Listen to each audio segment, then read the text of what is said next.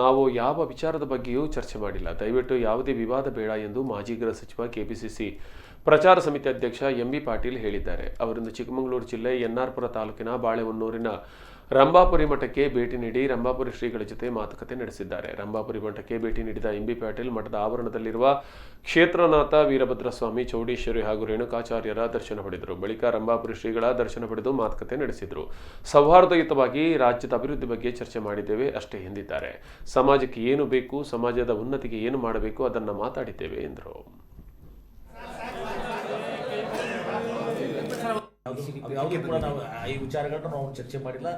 ದಯವಿಟ್ಟು ಯಾವುದೇ ವಿವಾದ ಬೇಡ. ನಾವು ಬಂದು ಸೌಹಾರ್ದಯುತವಾಗಿ ಎಲ್ಲ ರಾಜ್ಯದ ಅಭಿವೃದ್ಧಿ, ಹಾನಿ, ಅನೇಕ ವಿಚಾರಗಳನ್ನ ನಾವು ಇಲ್ಲಿ ಚಿಕ್ಕಮಗಳೂರು ಪರಿಸ್ಥಿತಿಗಳಿಗೂ ಮಾತಾಡಿದ್ರು. ಫ್ಲಡ್ ಎಲ್ಲನೂ ಕೂಡ ಸಹ ನಾವು ಮಾತಾಡಿದ್ವಿ. ಜನರಲ್ ಆಗಿ ಸಹ ಎಲ್ಲನೂ ಕೂಡ ಮಾತಾಡಿದ್ವಿ.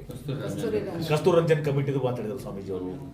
ನಮಗೆ ಅನೇಕ ವಿಚಾರಗಳ ಶಂಕರ್ ಅವ್ರ ಬಗ್ಗೆ ಭಾಳಷ್ಟು ಅಭಿಮಾನದಿಂದ ಕೆಲವೊಂದು ಮಾತುಗಳನ್ನು ಹೇಳಿದರು. ಶಂಕರ್ ಅವರು ಭಾಳ